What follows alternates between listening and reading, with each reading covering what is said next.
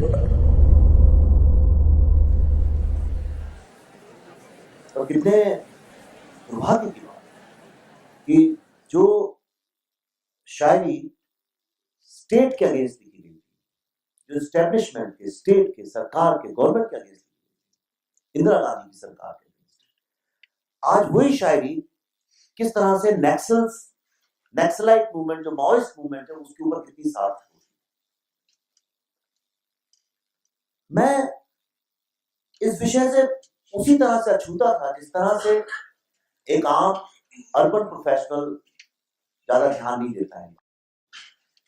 अगर आप देखें तो आम आदमी की जिंदगी में कुछ फर्क नहीं पड़ता है, रोहित वेमुला में क्या हुआ, जेएनयू में क्या हुआ, एफटीआई में क्या हुआ, ये तो कुछ भी नहीं है। जिस जमाने में मैं पढ़ा ना, आप लोग भी पढ़े होंगे, कई सारे लोग मुझसे यहाँ बड़े भी उम्र में, आपने सुना होगा यूनिवर्सिटी हमेशा बंद रहती थी। एग्जाम्स जो थे हमेशा वो 3-3 महीने, 6-6 महीने, 1-1 साल पोस्टपोन हो जाते थे। आप यकीन नहीं करेंगे, मैं प्रोफेसर यूनिवर्सिटी में जाने से डरा करते थे। और वो एक वे ऑफ लाइफ था यूनिवर्सिटी। जवान लड़के थे, गवर्नमेंट का बहुत ज्यादा कंट्रोल नहीं था, सरकार भी अलग मुद्दों में व्यस्त थी। लेकिन आज कुछ ऐसा हो गया है कि अगर एक लड़का छीन भी देता है और गलती से अगर वो मुस्लिम या दलित है, या एक लड़की, अगर किसी लड़के ने उसके ऊपर गलत नजर उठा दी या उंगली उठा दी, तो आज कोई ये पूछने के लिए तैयार नहीं है कि इसमें दोष किसका था, लेकिन वो एक नेशनल न्यूज बन जाती है। एक जर्नलिज्म वो है, मैं आपको यहां से इसलिए शुरू कर रहा हूं, आपको पर्सपेक्टिव समझना आएगा। एक जर्नलिज्म वो होनी चाहिए जो जर्नलिज्म मैं Indian institute of mass communication में पढ़ा हूं, जो कि जेएनयू में ही है, जो हमें सिखाया गया था, जो आज भी सिखाया जाता है, वो ये है कि first facts and then narrative. Facts जब आपके हाथ में होंगे उसके बाद ही तो आप नैरेटिव क्रिएट कर सकते हैं। लेकिन कहीं पे पिछले 10 साल में, 12 साल में ये ऐसा टर्न अराउंड हुआ है कि अगर आप देखें तो आज जो हमारा मीडिया है, नैरेटिव फर्स्ट, फैक्ट्स लेटर। पहले आप नैरेटिव सेट करते हैं और उसके बाद आप फैक्ट्स में घुसते हैं। रोहित वेमुला का आपने केस बताया कैसे, मुझे बहुत आश्चर्य हुआ कि रोहित वेमुला के सुसाइड की खबर आई एंड विद इन 2-3 आवर्स, आप देख सकते हैं, वो ट्विटर पे भी है, फेसबुक पे भी, आजकल तो डिजिटल फुटप्रिंट इतने स्ट्रॉन्ग है, कोई झूठ बोल ही नहीं सकता। विद इन 2 आवर 3 आवर्स उनने वीडियोस बना के, जिसको शूट करने में टाइम लगता है, within no time it was out in public domain. और एक ऐसा रोता हुआ सैड म्यूजिक के साथ अंधेरे में, ऐसा लगा जैसे कि आपका खुद का बच्चा मर गया। एक इमेजरी, एक वर्ड्स ऐसे क्रिएट किए गए जिससे कि पूरा नैरेटिव ऐसा हो गया कि आप उसका अगेंस्ट कुछ बोल नहीं सकते। ये क्या है? ऐसा बहुत कम मुल्कों में होता है। ये कहां से खड़ा हुआ? ये तो जंगल में जो नक्सल बंदूक लेकर लड़ाई लड़ रहे हैं वो तो नहीं करते हैं। ये कौन लोग? और ऐसा नहीं कि इसके लिए सिर्फ मीडिया जिम्मेदार है। बैंगलोर में जो हुआ अभी 2 दिन पहले, 3 दिन पहले, ऑफ कोर्स बड़े शर्म की बात है, ऐसा होता है, मैं जानता हूं, हम सब बड़े हुए इंडिया में, ग्रुपिंग एक पास टाइम है लड़कों, ये कोई ऐसा नहीं, हमारा कल्चर है, हम इसी तरह से बड़ा किया गया।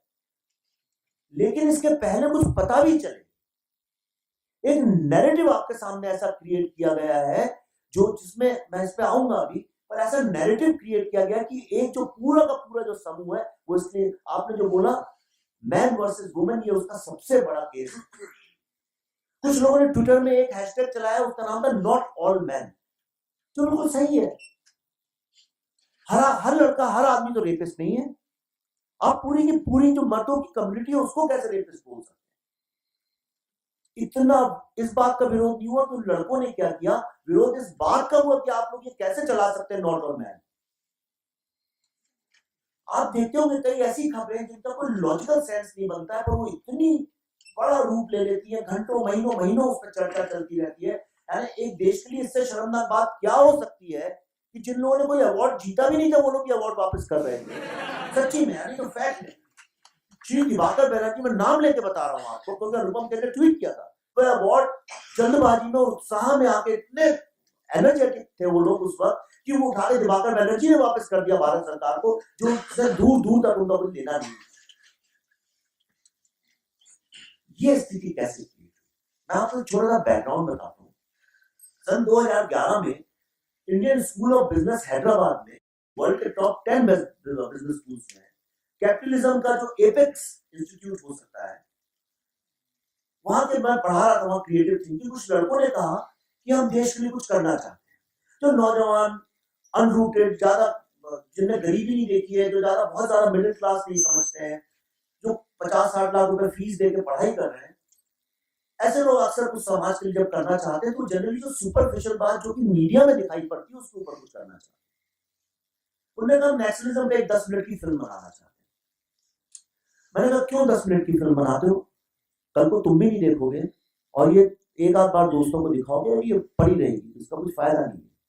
मैंने कहा तुम फ्यूचर सीईओ हो, क्यों नहीं यू रेज सम मनी और make a proper film on that.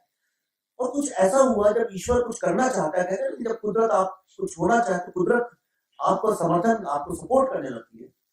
कहीं से वो पैसे भी जुड़ गए और हम लोगों ने कहा चलो एक फिल्म बनाते हैं।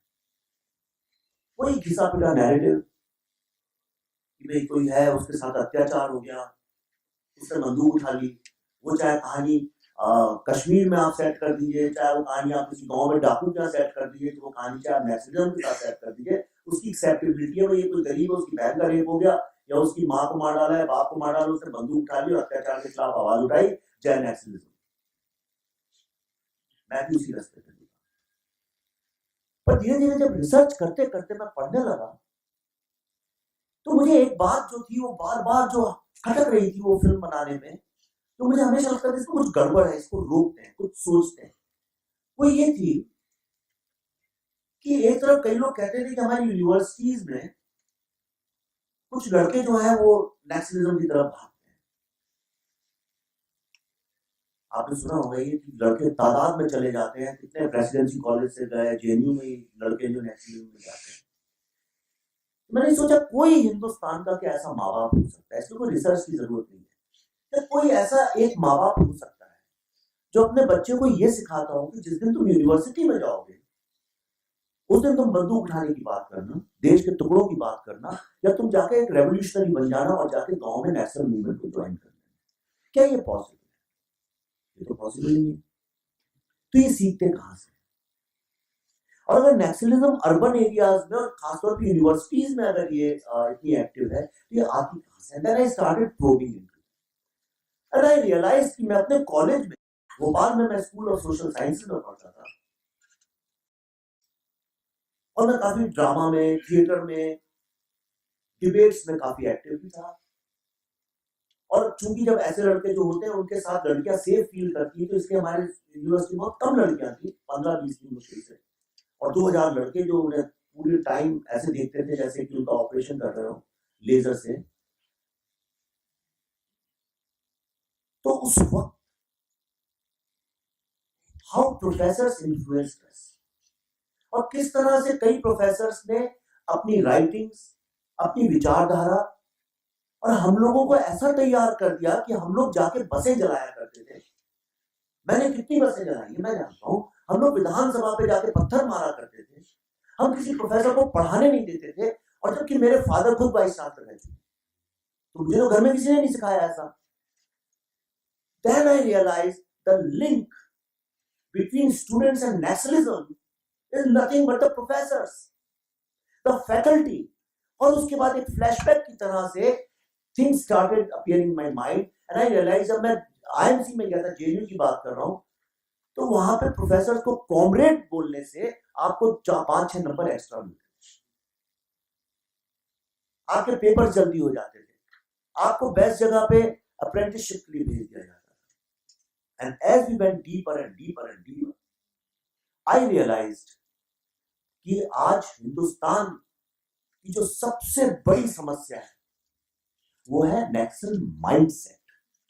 बंदूकों से तो देखिए बंदूकों के साथ निपटा जाता है, आप 50 बंदूक लाएंगे, आप एक तोप ले जाकर उनको मार सकते हैं। आज पाकिस्तान से अगर हमारा वॉर हो जाए, अगर हमारी सेना ज्यादा बड़ी, हमारे पास ज्यादा प्लेन से उन्हें मार सकते हैं। लेकिन यहां जितने लोग बैठे हैं इनमें से समझे 10-12 लोग जो हैं, I am not saying you are, पर मेरा मतलब है आप जिन लोगों के आसपास रहते हैं, जो आपका दायरा है, जो आपका इन्फ्लुएंस सर्कल है, उसमें अगर कुछ लोग इस माइंडसेट के हैं कि जो हिंदुस्तान की ग्रोथ देखना ही नहीं चाहते हैं, जो कि सरकार से लड़ रहे हैं, जो कि हिंदुस्तान की कॉन्स्टिट्यूशन को फेंक देना चाहते हैं, और जो कि सरकार टॉपल करके आर्म स्ट्रगल के साथ देश की सत्ता बदलना चाहते हैं, अगर ऐसे लोग आपके दिमाग तक पहुंच जाएं तो आप उनकी वेपन बन जाते हैं। ये कन्हैया और ये सब कौन है? ये लूज कैनन्स है। इसलिए आप देखिए, मैं जितने आर्टिकल करता हूं, कन्हैया को कभी गाली नहीं देता। I have never spoken against it. The problem is with the faculty, problem is with the think tank, problem is with the people who create a narrative. Who is creating this narrative? आज का जो बच्चा है, मैं इतना travel करता हूं, आज का जो 17-18 साल के 19 साल के जो लड़के हैं, आप उनसे पूछिए जाके, आज अपने आसपास ही पूछिए, वो आपसे कहेंगे कि हिंदू और दलित दो अलग लोग हैं। ये नैरेटिव किसने क्रिएट किया? ये तो उन यंग लड़कों ने नहीं क्रिएट किया है। तो जब ये फिल्म मैंने बनाई तो मेरे को इतना आइडिया नहीं था हम क्या कर रहे हैं। वो तो ये पता नहीं कैसे हो गया, क्योंकि मैं खुद एक्सपीरियंस किया मैंने ये सब, और मेरे लिए बड़ी कॉमन बात थी। आप 2011-2012 में हमने ये फिल्म बनाई, और वो रिलीज इसलिए नहीं हो पा रही थी कि फिल्म इंडस्ट्री, आप जानते हैं फिल्म इंडस्ट्री खुद, क्रिएटिव लोग जनरली भावना के साथ जनरली दे, और हमारी फिल्म इंडस्ट्री का देखिए बैकग्राउंड ये है कि ये पूरी की पूरी फिल्म इंडस्ट्री इप्टा से शुरू हुई। जो मॉडर्न इंडियन फिल्म इंडस्ट्री है, IPTA was a hardcore communist cultural organisation. वो फ्रंटल ऑर्गेनाइजेशन थी जैसे आज कबीर कला मंच, पर फर्क इतना था कि उनकी लड़ाई गरीबी के साथ थी, वो मजदूरों से जुड़े लोग। वो बंदूक उठा के भारत की सत्ता बदलने के लिए नहीं आए थे। कैफी आजमी उनके लीडर थे, बिमल रॉय, ये सब लोग इप्टा के लोग, पर उनके सामने भारत को फिर से स्वर्ग बनाना, भारत को एक सशक्त राष्ट्र बनाने का सपना था, और वो जो एक लोकल करप्शन था उससे लड़ाई लड़ रहे थे। अगर आप उनके सारे साहिर लुधियानवी के सारे गाने सुनिए, धीरे धीरे वो चेंज होते होते किसी भी इनमें से किसी ने भी, आप देखिए राज कपूर भी, अगर आपको आश्चर्य होगा, जानते हो खुद कम्युनिस्ट थे Raj Kapoor, Guru Dutt was a communist, ये सब कम्युनिस्ट लोग थे। लेकिन इनकी लड़ाई जो थी, इनकी लड़ाई एक तरह की कैपिटलिज्म के साथ, इनकी लड़ाई देश के साथ नहीं थी, भारत के साथ नहीं थी। कैपिटलिज्म के साथ लड़ाई होना कोई बुरी बात नहीं है, एक करप्ट सरकार के साथ लड़ाई होना बुरी बात नहीं है, लेकिन अपने देश के साथ लड़ाई होना, ये कहां चेंज होता है? मुझे ऐसा लगता है जब स्टेट ने, एस्टेब्लिशमेंट इन लोगों को पालना पोसना शुरू किया। जब गवर्नमेंट वीक होती है, हिस्टोरिकली पूरे वर्ल्ड में देखिए, जब गवर्नमेंट वीक होती है, जब लीडर वीक होता है और जब खुद को वीक फील करता है, तो सबसे पहली चीज वो ये करता है कि जो इंटेलिजेंसिया है उसको किसी तरह का लोभ देना शुरू करता है, और उसको वो अपने अंदर लाने की कोशिश करता है, ताकि जो लीडर जो नहीं बोल सकता है, जो आइडियाज लीडर के पास से नहीं आ सकते, वो लोग के पास से आने लगते हैं। राजा महाराजा कहीं से भी देखिए, जितने वीक किंग्स रहे इस दुनिया में, उनने हमेशा बड़े बड़े लोगों को हीरे मोती देके अपने यहाँ, और पूरे वर्ल्ड में ऐसा होता है। हमारे जब पिछले 20 साल में जब गवर्नमेंट टूटती थी, बिगड़ती थी, ये सब हो रहा था, और गवर्नमेंट की प्रायोरिटीज अलग थी, लेकिन पिछले 10 साल में अगर आप देखें, जब 2004 के एक एक करके रिसर्च इंस्टीट्यूट्स में, पॉलिसी मेकिंग में जो एक पोर्ट्री क्रिएट की गई, और जब उन लोगों को गवर्नमेंट ने उठा के पेट्रोनाइज करना शुरू किया, वो लोग जो कि नक्सल विचारधारा से जुड़े हुए थे, डायरेक्टली इनडायरेक्टली, जब हमने उन एनजीओ को पेट्रोनाइज करना शुरू किया, तो एक नेक्सस अपने आप क्रिएट हो गया।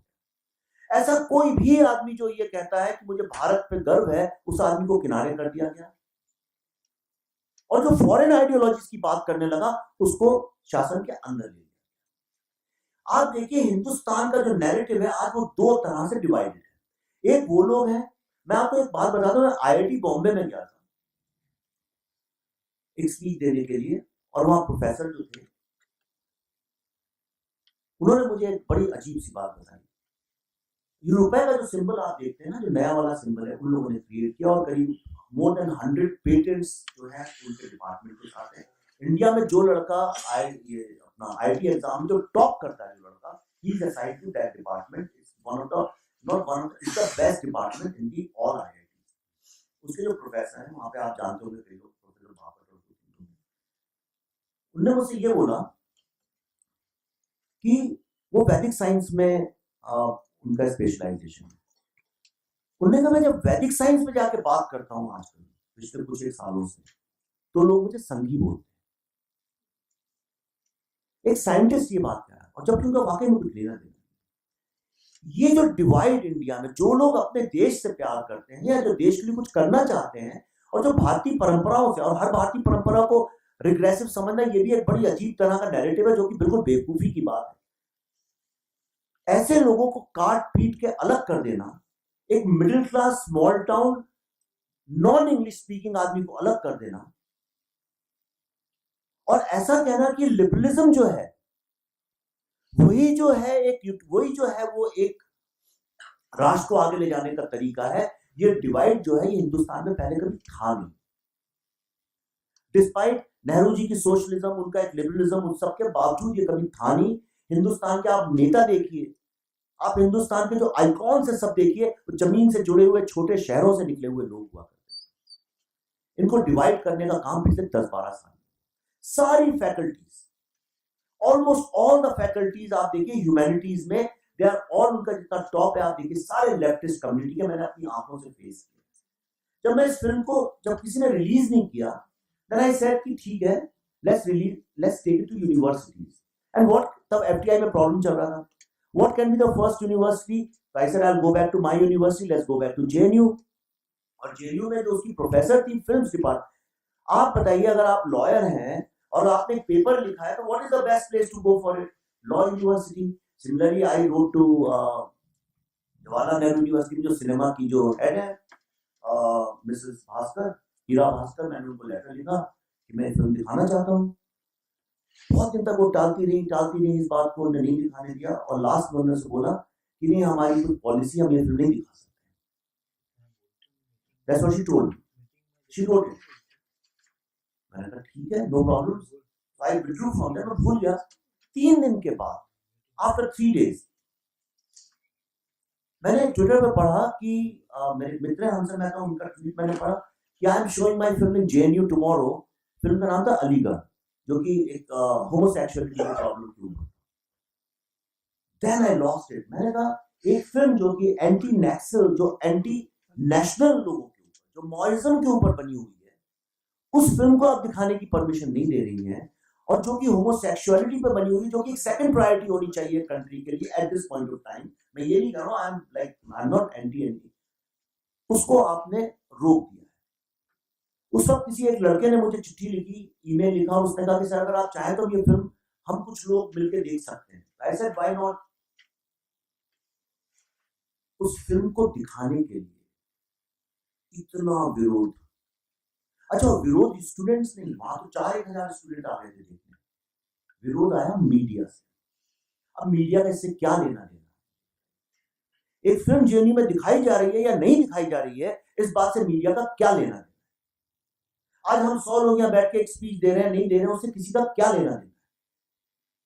हमारा एक 200 सीटर ऑडिटोरियम है, आप जानती होंगे, आप तो जेएनयू में, उसमें हमारा होने वाला था। दोपहर के 2 बजे उसकी परमिशन कैंसिल कर दी गई। भरे दिन में शाम को 5:30 बजे ओपन एयर में मैंने वो फिल्म दिखाई। मैं भी जिद में आया था, मैं जाऊंगा नहीं बिना देखा। हमने दोपहर में भरी धूप में, विश्व के इतिहास में शायद ही कभी ऐसा हुआ। उसके बाद एक तांता सा बना, लोग मुझे बुलाने लगे, काफी स्टूडेंट जो है, ऐसा नहीं कि इंडिया में सिर्फ नेशनल स्टूडेंट्स हैं, ऐसा नहीं है, मुझे बुलाने लगे। मैं आपको सिर्फ 2, मुझे पता टाइम तो मैं 2 आपको एग्जांपल्स बताऊंगा। बेंगलोर में हमारा नेशनल लॉ यूनिवर्सिटी में सुबह 11 बजे की स्क्रीनिंग थी। मैं सुबह की फ्लाइट से 8-9 बजे पहुंचा और directly I was going there. आज तक आप नेट पे जाके कंफर्म कर सकते हैं, आज तक कभी रामनवमी की छुट्टी नेशनल लॉ यूनिवर्सिटी में कभी नहीं हुई, कभी नहीं हुई। कल रामनवमी है, आज फ्राइडे है, कल सैटरडे है, परसों संडे है। और वहां के जो डीन थे, उन्होंने लड़कों को 3 दिन यूनिवर्सिटी छुट्टी कर दी ताकि ये रामनवमी वीकेंड है। चूंकि जो इंस्टीट्यूट है वो करीब 40-50-60 किलोमीटर दूर है, ज्यादा दूर है वहां से, बैंगलोर सिटी से, तो इसलिए सारे स्टूडेंट जैसी छुट्टी होती चले जाते हैं। तब तक मुझे नहीं समझ में आया ये टैक्टिक्स क्या है। उसके बाद IIM मैड्रास, इंडिया का प्रीमियर इंस्टीट्यूट है, इंडियन इंस्टीट्यूट ऑफ मैड्रास। वहां पे मेरे पास राइटिंग में सब, मैं बुक लिख रहा हूँ उसमें सब डाल रहा हूँ। मेरे पास यूनिवर्सिटी से परमिशन थी, उनका जो ओपन एयर ऑडिटोरियम होता है उसके हमें परमिशन थी, उसमें 2-3 हजार लड़के आते हैं। तब फिल्म काफी पॉपुलर हो गई थी, तो बाहर के बहुत सारे लड़के आने वाले, तो ऐसा लगा 5-6 हजार लोग इकट्ठे हो जाएंगे वहां पे। और लास्ट मिनट पे उसकी भी उन्होंने परमिशन कैंसिल कर दी। उसका रीजन ये दिया कि जो फिल्म सेक्रेटरी है उसको ये फिल्म पसंद नहीं है। ये राइटिंग में it says that the film secretary does not like this film and therefore we cannot screen it. He has raised an objection. और वो लड़का वही अम्बेडकर जो वो उनकी जो है उसका प्रेसिडेंट भी है। आप जैसे बैठे, मैं बताता हूँ इनकी स्ट्रेटेजी क्या।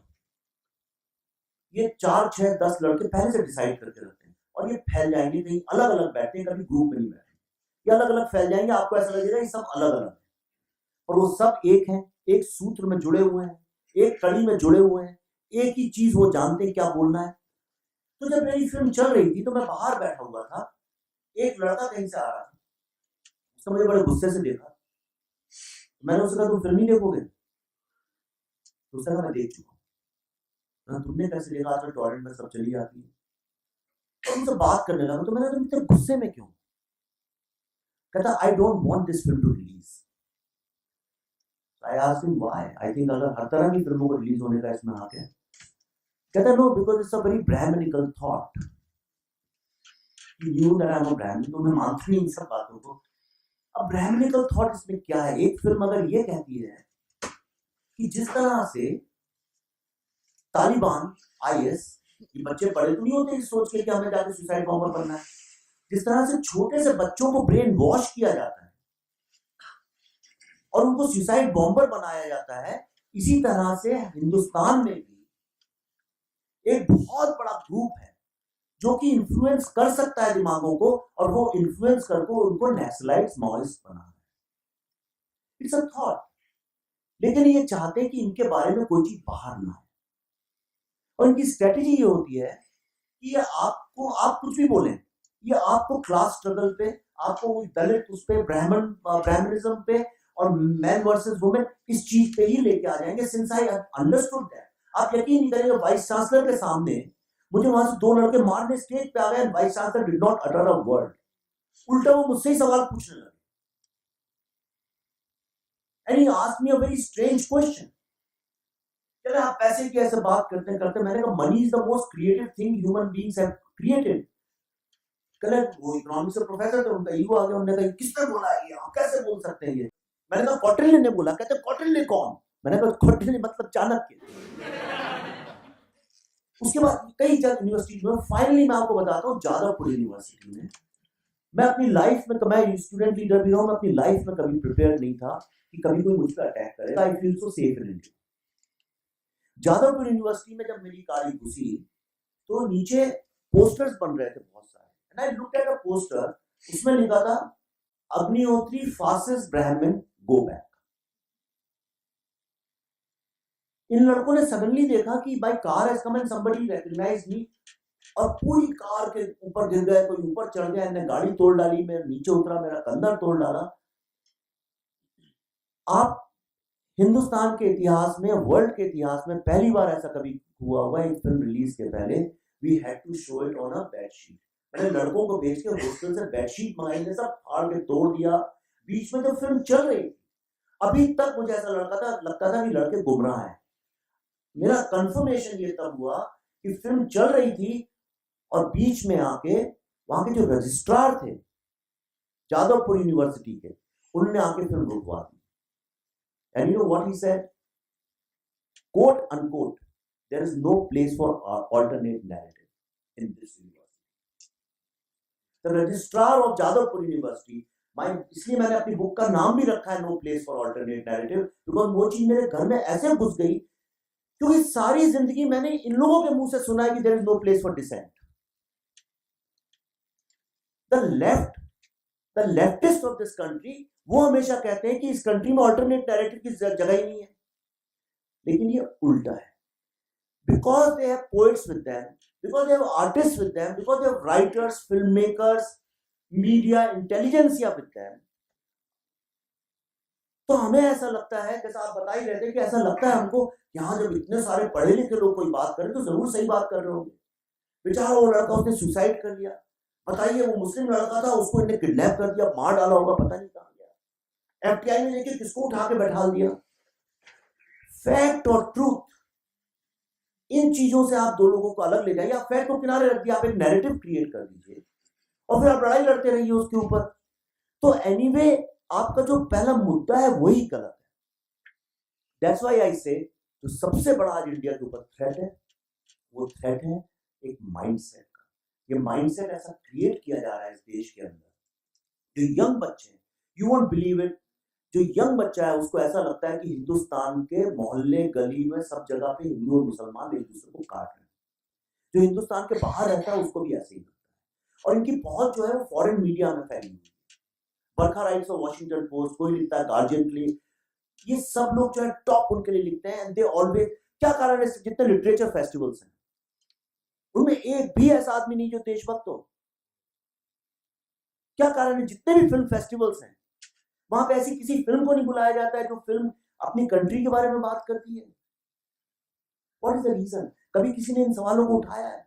आपको पता है कवि सम्मेलन, ऐसे कवि सम्मेलन जहां पे सिर्फ लोग भर भर के देश को गालियां ही देते रहते हैं पूरे टाइम और कुछ नहीं होता है। इन सबको किसने, पिछले आप देखिए, अगर इतिहास हिंदुस्तान का देखिए, इसको बढ़ावा पिछले 10 साल में मिला। मुझे पता नहीं श्रीमती सोनिया गांधी ने बनाई थी अपनी एडवाइजरी पैनल या कमेटी, आप देखिए उसमें जितने लोग हैं, आप डायरेक्टली और indirectly they are connected to national या they are connected through NGO, या जितनी ये ह्यूमन या उनसे जुड़े होंगे कहीं ना कहीं, और कहीं वो किसी प्रोफेसर, और ये सारी कड़ियां जैसे माफिया काम करता है। अगर आपने गॉडफादर फिल्म देखी है, कड़ी से कड़ी जुड़ी होती है, एक कड़ी को अगर सरकार पकड़ेगी तो यहां से तोड़ देंगे, आपको पता ही नहीं चलेगा वो कौन सी कड़ी थी। मैंने अपनी, मैं आप लोगों की तरह से इसका एक्सपर्ट नहीं हूँ इस सब्जेक्ट का, पर मैंने खुद एक्सपीरियंस किया है, मैंने फील किया है, and I have come to understand कि जो सबसे बड़ा जो प्रॉब्लम हम लोग फेस करने जाने वाले हैं, एक तरफ जो हम कहते हैं कि हमारे पास सबसे बड़ी युवा शक्ति है, लेकिन वो युवा शक्ति जो है वो एक चिंगारी की तरह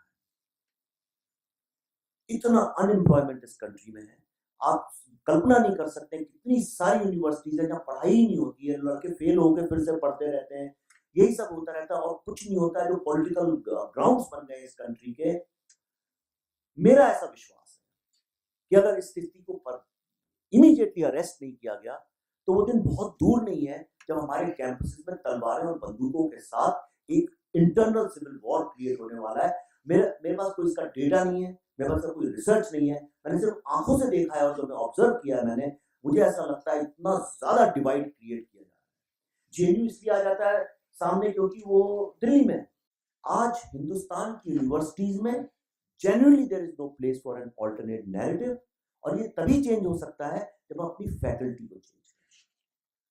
ये फैकल्टी चेंज होने की जरूरत है। जेएनयू में भी चेंज हुए हैं, आप देखिए vice chancellor, slowly you will find lot of changes will take place, लेकिन स्टूडेंट्स के माइंड तक पहुंचने के लिए, उनके दिमाग में घुसने के लिए जो वाया मीडिया है, एक तो कभी कला मंच ये सब है ही, ये तो करते ही outside, but inside universities these are the professors, the faculty.